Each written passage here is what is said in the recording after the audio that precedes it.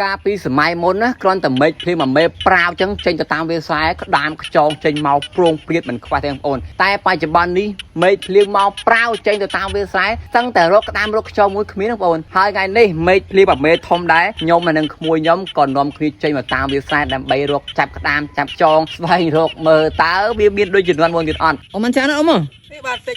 មើលសុំមើលអ៊ំតិចណាស់ចេះតិចណោះមើលនេះអូអ៊ំចិត្តតិចបងមកចិត្តតិចមកចិត្តតិចចិត្តណាទៀតបងប្អូនណាតិចណាមើលឡើងមកស្បោងត្រូវអត់ណាអ៊ំនេះស្រែហើយចាញ់ច្រើនមែនអ៊ំចាញ់ច្រើនអត់អត់ទេសូមមានមកនោះអត់សូមមានទេភ្លៀងស្ទើរក៏អ៊ំនេះឥឡូវនេះគឺយើងបានមកដល់វាលស្រែបងប្អូនឃើញថាភ្លៀងហើយដីសើមក្អាត់យំកង្កែបយំឡើងត្រហឹងពេញស្រែហើយមេឃក៏ចង់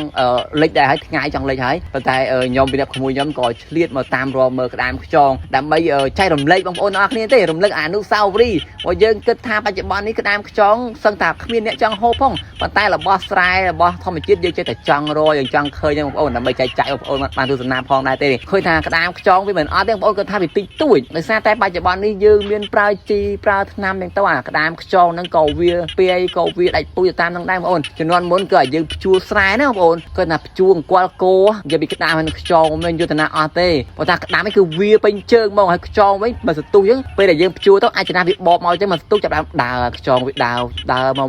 មួយក្តាមខ្យងគឺសម្បូរហើយត្រីទង់ក៏មានដែរបងប្អូនជំនាន់ហ្នឹងសម្បូរណាស់តែបច្ចុប្បន្ននេះយើងគឺថាអស់ហើយបងប្អូនអើយសឹងតែដាច់ពុយហើយក្តាមមួយឆ្នាំមិនដឹងថាដាក់ថ្នាំប្រហែលអ្នកទេខ្យងអីក៏គ្នាពលដែរឥឡូវនេះស្បីតែខ្យងខ្មែរយើងអាខ្យងពងសហ្នឹងក៏អត់មានដែរបងប្អូនមានតែខ្យងក្រហមទេអាខ្យងក្រហមហ្នឹងខ្យងមកពីខាងចោលបងប្អូនអាខ្យងក្រហមស៊ីស្រូវស៊ីតំណាំយើងហ្នឹងគឺអត់មកពីខាងចោលអាខ្យងហ្នឹងវាចេះមកដល់យើងដែរទៅសើខ្យងហ្នឹងហ្មងឥឡូវតើបងប្អូនយើងទៅមើលសកម្មភាពមួយខ្ញុំគាត់ដើររកខ្យងបដាពងតែអូខ្លាចថាគាត់ល្អបងប្អូនអើយប៉ុន្តែតែស្អែកវាភ្ជួរព្រោះហើយឥឡូវឃើញថាយើងបានក្តាមបានប៉ុណ្ណេះបងប្អូនក្តាមវាមិនអត់ទេមានតូចមានធំតែក្តាមមើលទៅដូចជាមិនសូវរ